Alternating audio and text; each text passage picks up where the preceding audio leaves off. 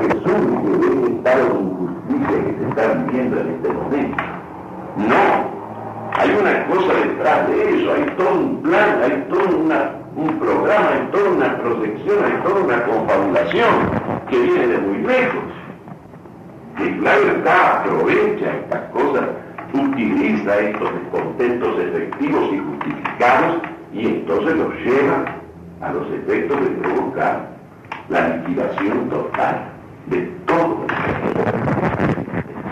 no solamente de lo que es falso y caduco y miserable y vil, sino también del sentido de familia, de un sentido de la propiedad privada que es conforme al derecho natural y divino, de un sentido del ordenamiento de la vida, que a pesar de todo, en medio de estas destrucciones liberales, todavía tiene se aferra a la posibilidad de sostener ese orden. Y ese orden es el que va a ser arrasado. Ese orden legítimo es el que va a ser arrasado. Porque en lugar de ser la solución reconstruirlo todo dentro de ese orden cristiano y de ese orden natural, de ese orden de servicio del bien común, lo que va a acontecer es que va a ser todo arrasado y luego planificado dentro de un sistema externo, como en todas partes, porque aquí no puede quedar, va a ser distinto de otros lugares. De manera que acepten también este hecho, que es mucho más incontrastable que el hecho que usted me señala de esta proyección o reacción del descontento que sale a destruir. Y donde uno ve claramente que la destrucción se constituye en un fin. La destrucción es un fin. No me quiero olvidar de alguna de las frases que recorté de mis antiguas lecturas de los ideólogos del comunismo. Recuerdo una de Engels, que está en Feuerbach y el fin de la filosofía clásica alemana, que yo cito ahí en el manifiesto comunista, que dice: todo lo que existe merece perecer. Todo lo que existe merece perecer. No me olvido de una frase de un judío marxista, Bernstein, que decía: el fin no es nada, el movimiento es todo. Lo que interesa es el movimiento. Lo que interesa es la dialéctica, es el proceso de la destrucción. Y la famosa expresión de Marx a Weber, diciéndole en una carta: la única acción que nosotros debemos considerar es la crítica despiadada a todo el orden existente. No se refería al orden simplemente del Estado liberal capitalista, no. Se refería al orden que todavía en el plano familiar, en el plano social, queda de una civilización cristiana. A eso se refería. La destrucción total. Como se hizo en Rusia sobre millones de cadáveres, como se hizo en Cuba, como se ha hecho en todas partes. Entonces, porque ¿a dónde está el secreto de esta cosa, de este nihilismo diabólico? En que ellos, ese paraíso que tienen prometido a la humanidad, es un paraíso a la humanidad futura. Pero la humanidad de hoy, ella, ya no es simplemente nuestro Señor Jesucristo que se ofrece Él como víctima, sino es convertir en víctima a millones de seres. Eso es sencillamente, a los efectos, a los que están viviendo, a los efectivos reales, concretos hombres de hoy, a esos se los despoja, se los mata, se los viola, se los atropella, se los arruina, se los liquida, a los efectos de preparar la felicidad de una humanidad que está por venir. Que está por venir. Esa va a gozar, la que no existe, esa es la que va a gozar del paraíso terrenal, de la plenitud de libertad, pero entre tanto a esta, y no a los explotadores, no a los victimarios. Para eso siempre, precisamente estos mismos críticos despiadados tienen todas las tolerancias y todas las comprensiones. Cuando aparece un bandido así comunal, como este sátiro, vamos a poner un caso de este tipo, ¿no? A mí me plantearon el otro día en clase el problema de la pena de muerte y había quien se oponía a la pena de muerte, considerando que, en fin, que podía ser un enfermo. Digo, claro, cuanto más criminal es un tipo, más inocente. Esa es la teoría. La teoría que inició Lombroso y toda en general, casi todo el derecho penal liberal y positivista, era la siguiente ecuación y la siguiente proporción inversa. Cuanto más criminal es un individuo, es decir, cuanto más crímenes acumula, mayor prueba objetiva de su inocencia. Es decir, es la prueba segura de que es un enfermo. La víctima más culpable. Por la razón sencilla, y en realidad la víctima es el verdadero culpable. Porque la víctima es la que lo excita, es la que provoca esa reacción ineludible en uno que está predispuesto a eso, porque es un enfermo. De manera que si hay un culpable es la víctima. Él es simplemente un hombre que lo está provocando y llevando a esa reacción. Y cuando aparece el juez que dice que este hombre le funciona la cabeza perfectamente y que todo lo hace con plena conciencia y sabiendo bien lo que hace, lo que busca y lo que persigue, la gente tiene un gesto de duda. Porque me dice, ¿y si fuera? Porque todo el problema está en si fuera. Quiere decir que supuesto que una autoridad pública, en función de esa exigencia suprema del bien común que invocaba Santo Tomás para justificar la pena de muerte, y que era este señor hay que eliminarlo por los crímenes que ha cometido y porque su presencia es un insulto a la sociedad, un agravio infinito. Entonces resulta que, claro, esto de la exigencia del bien común ha perdido toda fuerza, no tiene ninguna fuerza en el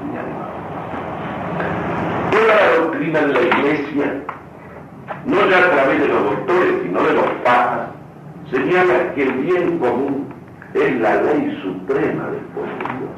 El bien común es la ley suprema de una sociedad después de Dios. De manera que por razón de bien común o por exigencia de bien común, la autoridad pública que tiene el cuidado de ese bien común, ¿cómo no va a poder eliminar a criminales de este país? ¿Cómo no va a poder suprimir a gentes, aun cuando aparezcan penalistas eminentes por otros conceptos, pero que se les ha metido el sentimentalismo, la sentimentosidad religiosa de un cristianismo que lo han ido haciendo cada vez más aguachento, ¿no? Y entonces Carneluti dice, en su teoría sobre la pena, dice que en realidad la pena de muerte es contraria a la caridad de Dios, porque es una manera de restarle a la enmienda posible, el arrepentimiento y la enmienda posible a el reo.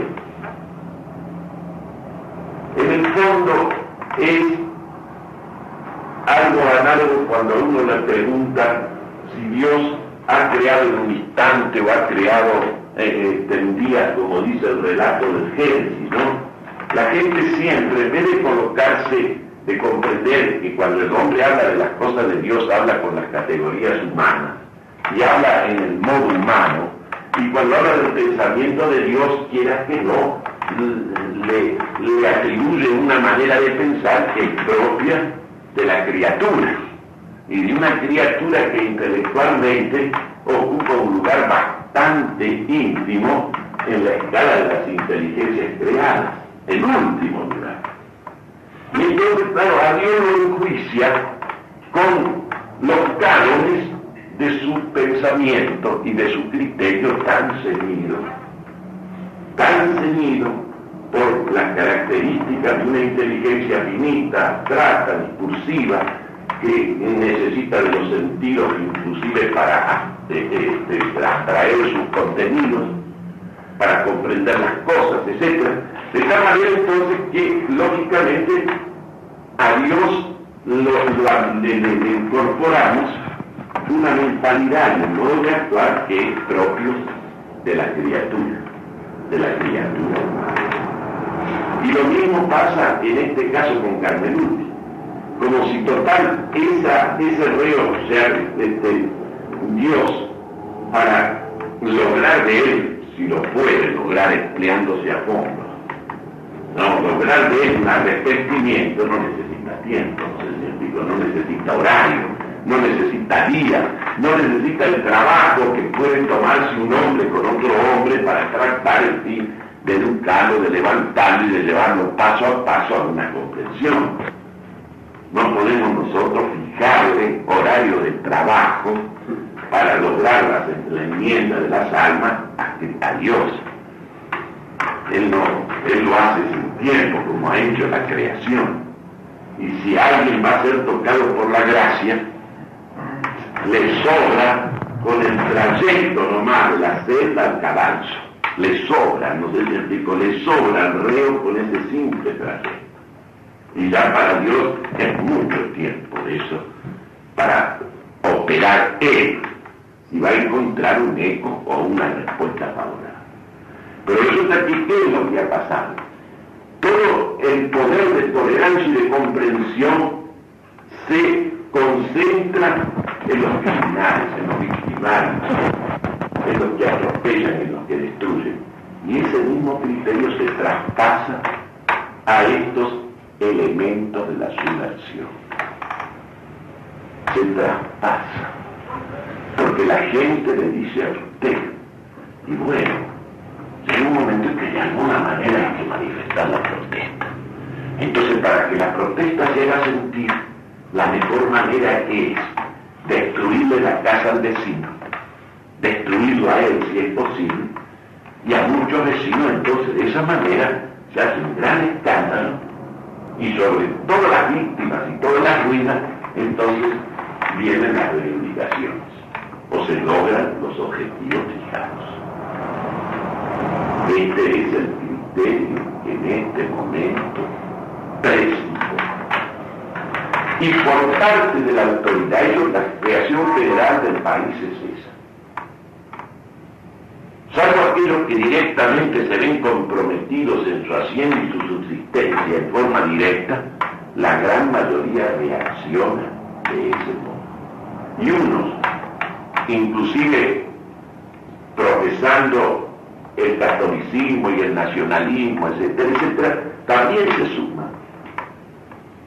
Como si la impaciencia que uno tiene de que un gobierno tan nulo y además tan entregado como este, ¿no? Y la impaciencia que uno tiene de verlo liquidarse, justificara que uno se sumara a la subversión. Uno no puede sumarse, no puede justificar de ningún terreno. Pero no puedo justificar yo que aparezcan los curas sueltos actuando por su cuenta. Porque va a ocurrir que también hagan rancho aparte y actúen por su cuenta, elementos en el plano militar que se desgajan de la jerarquía y actúan entonces ya como francotiradores o como milicias. Nosotros estamos llegando a ese momento. Nosotros estamos llegando. Que la responsabilidad principal la tenga el gobierno, no hay ninguna duda. Y yo insisto en el mismo problema que les decía el otro día. El verdadero problema en este país no está ni siquiera en el plano económico-social, porque aun cuando existen flagrantes injusticias, aun cuando en el país se viene realizando una venta descarada de todas sus riquezas, no solamente sus riquezas potenciales, sino sus riquezas elaboradas y desarrolladas, ahí no están. Esos son efectos de una causa que es la mentalidad argentina, que es obra de la escuela Primero, hay un siglo de laicismo y después hay 50 años de reforma universitaria. El laicismo creó el desarraigo. Ya en el siglo pasado, había un eslogan, una divisa que se llevó religiosamente a la práctica y que se expresaba de este modo: hay que desaristotelizar a la universidad.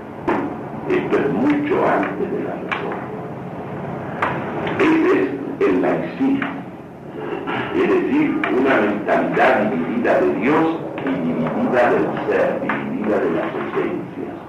Una mentalidad que opera en el plano de los accidentes, en el plano de lo calculable, de lo mensurable, que no reconoce validez objetiva a otro conocimiento que no se obtenga por la observación, por el experimento, por el cálculo. Hablo de la mentalidad ilustrada. Ese problema de desaristotelizar la universidad, es decir, formar una mentalidad ilustrada, sin teología, sin metafísica, es decir, carente o privada del hábito de las cosas esenciales y de las verdades esenciales. Por eso en este momento, generalmente uno lo ve en la juventud, uno habla de la paz, entender las cosas del alma, no hablemos de las cosas de Dios, entenderlas, entendamos la escuela, porque lógicamente existe desde que se nace, en todo lo que se habla, en todo lo que se dice, en todo lo que se escribe, en todo lo que se escucha, en todo lo que se ve, existe una verdadera sustitución de la realidad que reconoce el propio sentido común, por una ficción, por una imagen, por una apariencia que no tiene asidero ninguno en la realidad de las cosas, en el ser de las cosas. Y entonces la gente no considera nunca nada que sea esencial, ni lo considera en función de su sentido ni de su fin. La gente le dice: señores, hay un estado de injusticia. Ese estado de injusticia suscita la protesta se manifiesta de esta forma violenta y destructora, y no va más allá, no le interesa más allá, ni le interesa el sentido de esa reacción y a dónde va a parar, eso no. Mañana, cuando se encuentren con los resultados, entonces lo soportarán, lo padecerán de un modo o de otro, pero entre tanto ni entienden ni quieren entender. Y a uno le ha pasado toda la vida el mismo problema. Me acuerdo siempre que en la Universidad del Litoral, el 17 de agosto de 1943, yo pronuncié un discurso en este sentido, en un acto memorable a San Martín de la que hizo por primera vez en la historia de la Universidad Oficial, la Universidad de Región una universidad oficial. Entonces me dijo el doctor Héctor Candía, un hombre culto, y que era mi delegado e interventor en la Facultad de Ciencias Económicas y Políticas de Rosario. Cuando terminé, viene él y me dice a mi señor y a mí, dice: pero Jordán, usted no escuché ningún respaldo de eso, estoy acá, y tengo que decir. Como decir, si esto que usted está diciendo, esto va a estar apoyado. No lo estuvo, no podía estar, como no lo está ahora. Porque la gente, porque la mentalidad de nuestros militares no podemos pretender que sea más esclarecida que la mentalidad de nuestros doctores. Si esos pobres militares están formados por esos mismos doctores de la universidad. Si la mentalidad que ellos tienen es exactamente la misma que se cultiva en la escuela argentina en todos los niveles, desde el primario hasta el universitario. Si es una mentalidad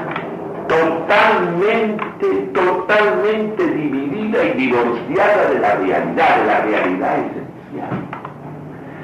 Eso que ustedes leen los claros varones de Hernando del Pulgar, los claros varones de Castilla, que es una galería de retratos preciosas de grandes señores de aquel tiempo.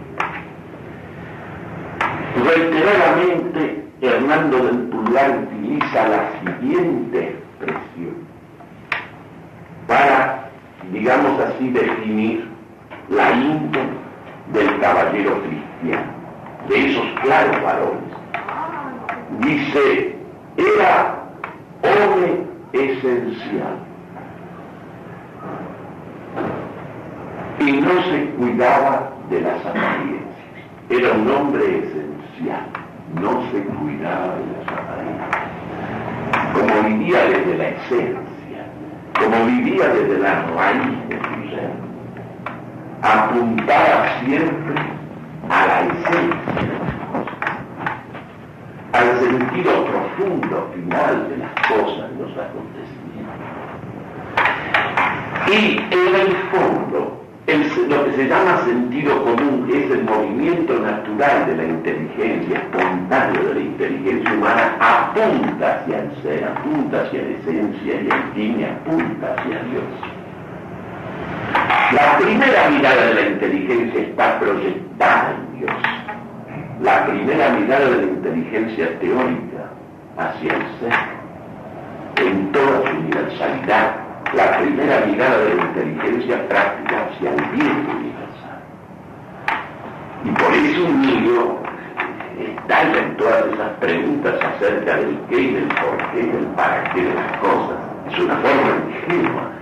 Y la educación metafísico-filosófica de esa mentalidad, que espontáneamente se pronuncia así, es ir desenvolviendo críticamente, reflexivamente, eso que es el movimiento natural y espontáneo de la inteligencia, encaminada hacia lo esencial, encaminada hacia lo permanente. Y que, lógicamente, en procura de lo esencial se desentiende de lo circunstancial, de lo accidental, de lo momentáneo. Cuando una mente está educada de esa manera, cuando una mente está cultivada de esa manera, entonces, lógicamente, en todo lo que pondera o estima o se le presenta, va a discernir aquello que es superior y aquello que es inferior, aquello que tiene razón de causa y lo que tiene valor de efecto, aquello que es simplemente una razón que solo afecta la condición de existencia, lo material, y aquello que es una razón de ser y de existir. Se va a proyectar sobre lo que tiene un sentido permanente. Pero pongan ustedes una mentalidad que desde que nace vive a través de palabras vacías, de palabras que a lo sumo son utensilios para tomar las cosas o para decir el uso de las cosas, y lleno de imágenes vulgares, inferiores, que lo van divorciando de la realidad, que le van distorsionando todo, que le van violentando todas las cosas, y bueno, finalmente es un pobre ser que no tiene el sentido de nada. Yo tengo una experiencia de toda la vida, pero ahora la estoy viviendo una vez más, la situación de los muchachos en el Nacional.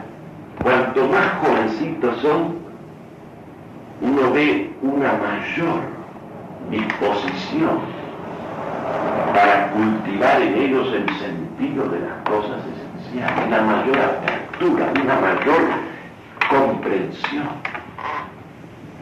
Todavía no están maleados del todo, y los que han sido un poco cuidados o los padres los cuidan, usted ve que hay una posibilidad de comprender las cosas esenciales, las cosas del alma.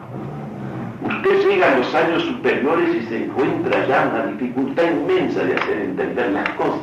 Como hoy que hablaba, dentro de 2 meses el hombre va a descender a la luna, pero ¿qué importancia tiene eso? Eso hace algo a lo esencial del hombre, de la vida, de su destino. Claro que es una hazaña importante. Evidentemente descender a la luna no es como ir hasta la esquina. No cabe ninguna duda. Todo lo que hay de capacidad de prodigio técnico en eso, todo lo que hay ahí, incluso de coraje, que no es mayor por otra parte que el que el hombre ha desplegado en tantas hazañas, mayores inclusive que eso, porque ahora uno el viaje lo hace con muchos seguros, pero cuando un Colón se largó con las 3 carabelas esas, un mar ignoto, ese no tenía ningún control ni terrestre, ni celeste, ni de estaciones, ni de ninguna parte. Ahí se necesitaba evidentemente un tipo de coraje, evidentemente excede las medidas normales de alguien que corre un riesgo, no se trata de aventura, duda. Pero es un riesgo que tiene 1000 recursos, 1000 recursos. Pero ¿qué va a aportar eso? A lo esencial del hombre, al drama del hombre, al destino del hombre.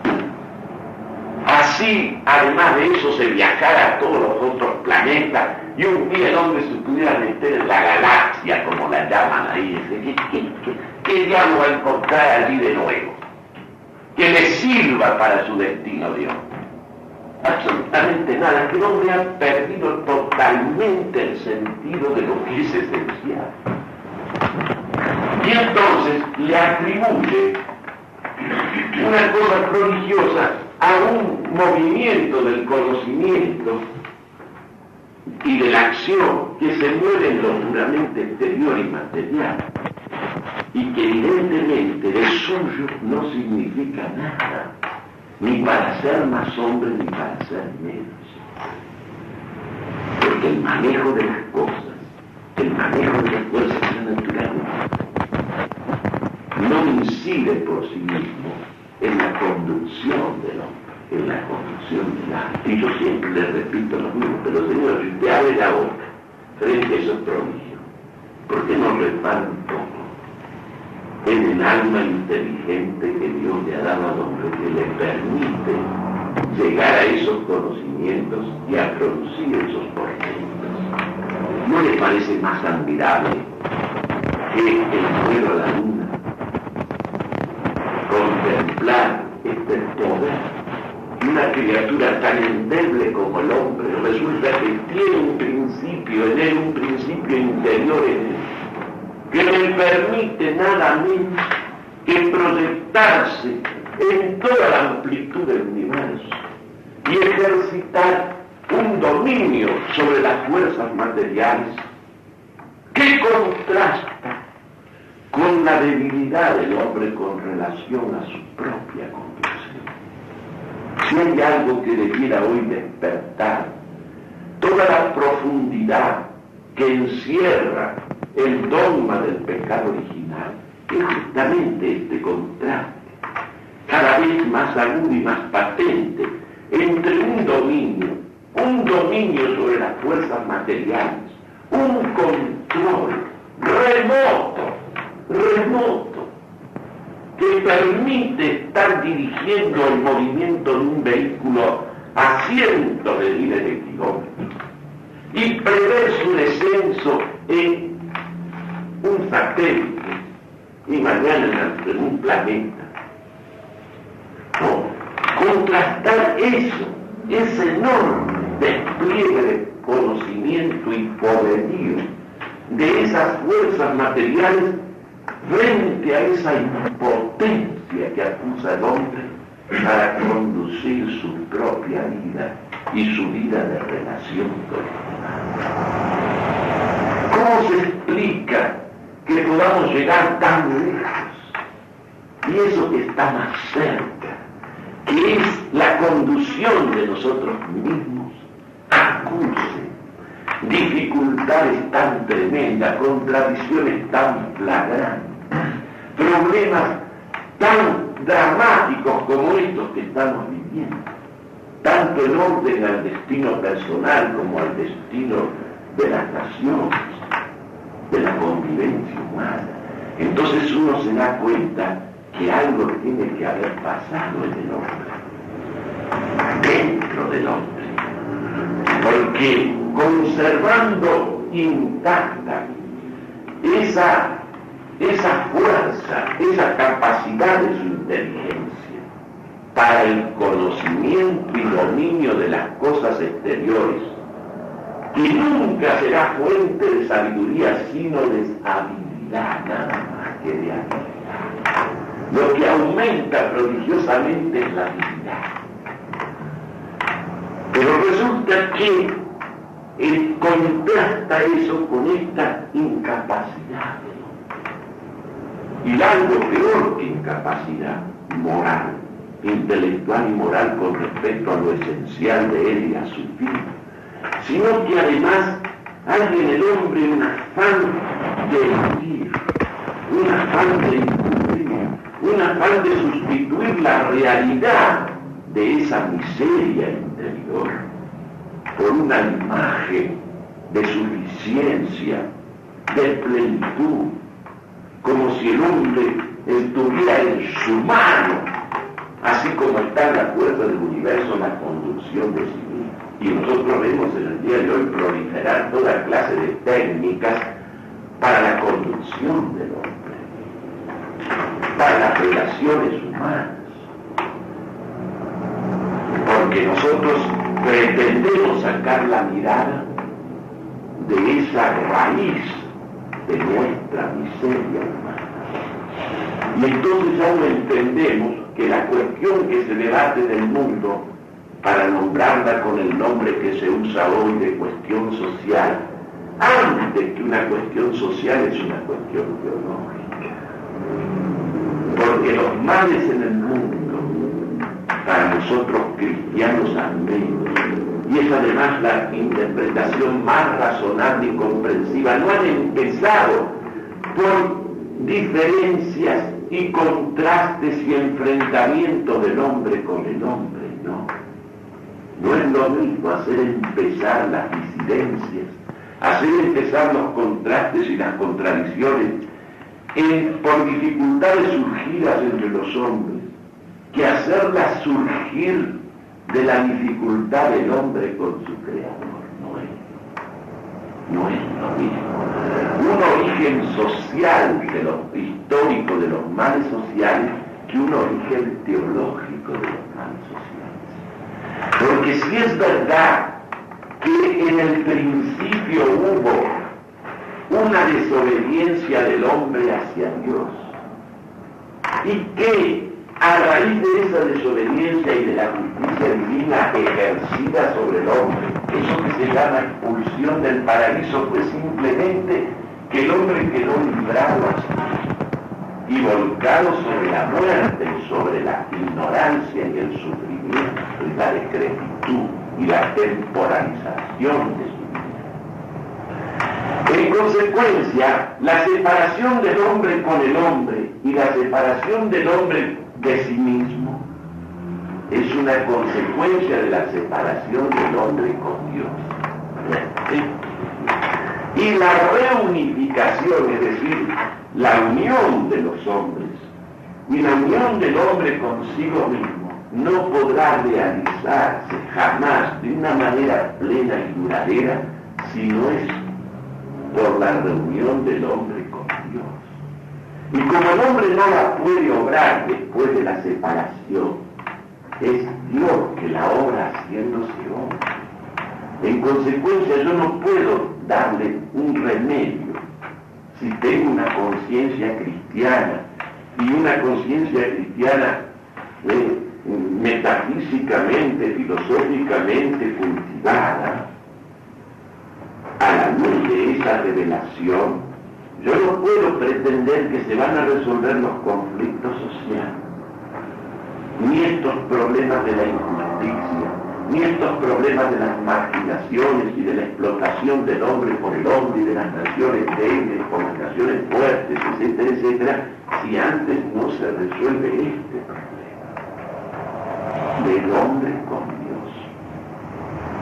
El hombre se ha separado del hombre y se ha separado de sí mismo porque se separó de Dios. El hombre no podrá reunirse con el hombre ni consigo mismo si el hombre no se une con Dios en Cristo. Esta es la postura del cristiano. De manera que nunca podría el cristiano, si tiene sentido de lo que comporta su fe, pretender que primero vamos a resolver los problemas sociales antes de hablar de Cristo. Que esta es el proceso de división de Cristo, de disolución de Cristo, que está en plena marcha dentro de la Iglesia. No hablemos de fuera, dentro de la Iglesia. Esta secularización de la mentalidad del sacerdote, a veces obispo, y no hablemos de los católicos, que consideran entonces que Cristo es prescindible. Observen bien cómo hay los empleados prescindibles. Cristo es prescindible para la solución de los problemas sociales, y al contrario, para que la gente tenga oídos y escuche la palabra de Cristo, es menester que primero hagamos una especie de paraíso terrenal y un mundo de justicia distributiva bien cimentada, donde eliminemos la pobreza inclusive, donde todo el mundo tenga una vida confortable y segura. Entonces va a llegar el momento de hablar de Cristo, porque hasta ese momento no vamos a encontrar oídos para Cristo. Justamente basta leer como la vida de Cristo y el magisterio de Cristo y esa vida pública de 3 años nada más es un resumen de toda la historia de la humanidad, pasada, presente y futura. Y esa historia será siempre la recapitulación de toda historia, con descensos en la luna o en la galaxia, donde ustedes quieran. El resumen de toda historia humana, la recapitulación de toda historia humana estará en esos 3 años. Con su pasión, muerte y resurrección, ahí está todo. ¿Cuál fue el problema de Cristo con el mundo judío? ¿Cuál fue el problema que él se encontró frente al judío desde el primer momento? Está claro, sobre todo en aquel pasaje donde él va a predicar a Nazaret, que era el lugar donde él había vivido siempre. Y resulta que comenta un pasaje de Isaías. Y entonces, claro, los que están ahí oyendo oyen decir que ha llegado el Mesías, ha llegado aquel que anunciaba a Isaías que iba a resucitar muertos, que iba a curar paralíticos, que iba a hacer que los sordos oyeran, etcétera, etcétera. Entonces la gente dijo, no, el hijo del carpintero se viene mandándose nada menos que esta parte. Y como él vio lo que estaban pensando, entonces él les dijo aquella frase terrible que se usa ahora hasta en la extrema vulgaridad: nadie es profeta. Claro, yo te di naranjo, te di tan poca cosa, y ahora resulta que te venís, te presentar aquí, nada menos que como redentor. Y casi lo linchan ahí. Tuvo que desaparecer utilizando los recursos divinos que él tenía. Porque si no, ahí mismo termina la pasión de Cristo. Ahora, y más, cuando a él le trajeron el paralítico con gran trabajo, que estaba la casa llena de gente, y se lo tuvieron que descolgar por la claraboya, con gran trabajo.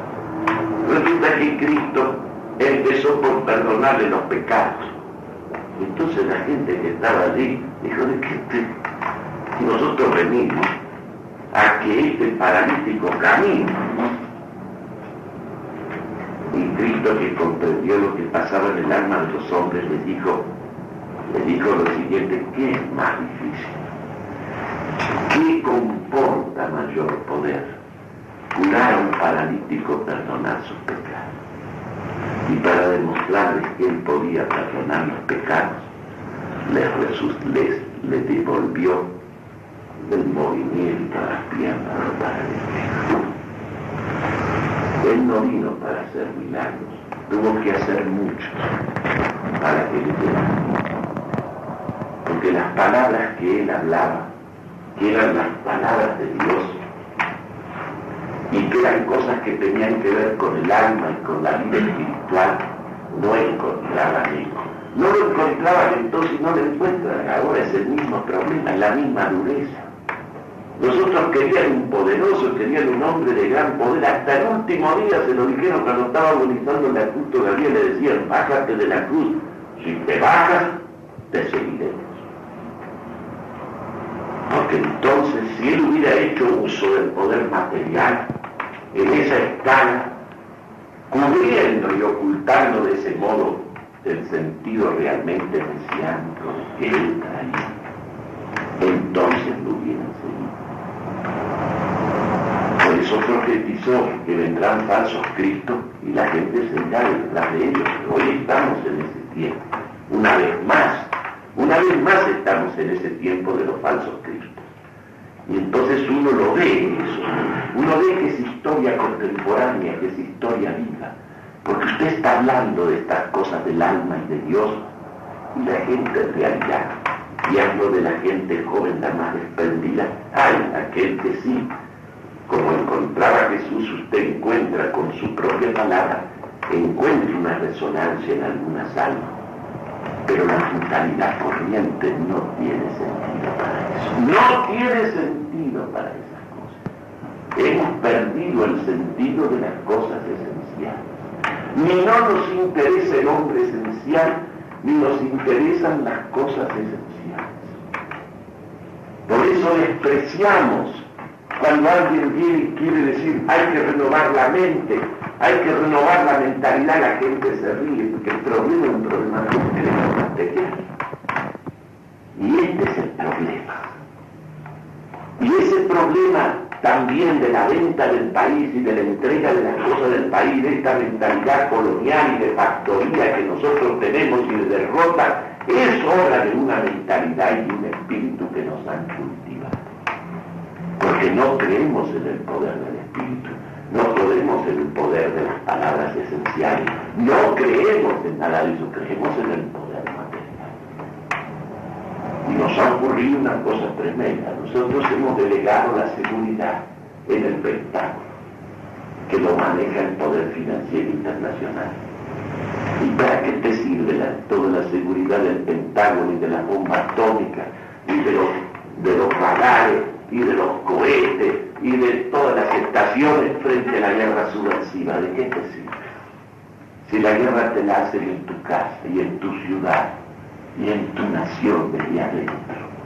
Y salen los agitadores y los destructores, salen de la iglesia, y mañana van a salir también del cuartel, y salen de las universidades y salen de todas partes. Este es el problema trágico en que nosotros estamos encerrados. Pero uno se da cuenta que si la mente no está esclarecida, si no distinguimos lo que es esencial y lo que es accidental, lo que tiene un valor permanente y lo que tiene un valor circunstancial, lo que es primero y lo que viene después, nosotros no podemos afrontar.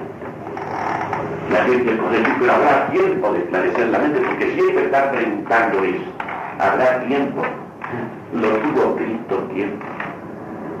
Dejó de persistir en su tarea, a pesar del final, que nadie mejor sabía que él cuál iba a ser. Dejó de hacer lo que tenía que hacer. Lo primero para él es la renovación de la mente. Por eso, ¿cuál es el acontecimiento que sigue a la revelación de Dios a Moisés en el monte Sinaí es el sermón de la montaña.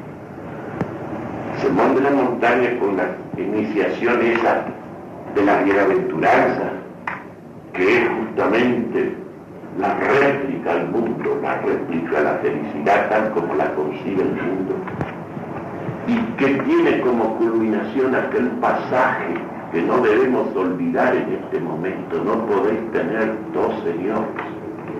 Es justamente en el sermón de la montaña en lo culmina, señalando que no podemos nosotros tener como señores a la riqueza y a Dios al mismo tiempo.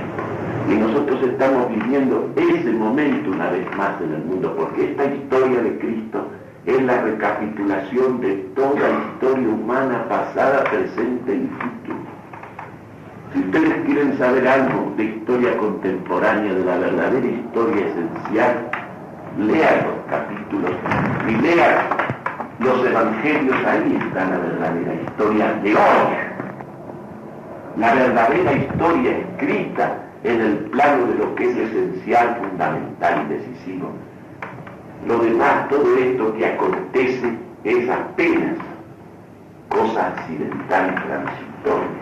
Lo fundamental está ahí, con una actualidad rigurosa, porque no es una cosa, las profecías y lo que allí está escrito no es una cosa que se va a cumplir en un tiempo determinado, es una cosa que se cumple en todo tiempo, en diverso grado, en diversa medida, según precisamente lo que va prevaleciendo en cada momento, si es Cristo o es el diablo en el hombre. Pero esa es la historia verdadera. Yo no puedo contemplar el problema de la justicia social en el mundo como un problema que lo vamos a hacer resolver con un sistema de reparto de la riqueza o de un nuevo tipo de distribución. Si esto no lo informa el Espíritu de Cristo, esto será un infierno. Lo peor que podía pasar está pasando.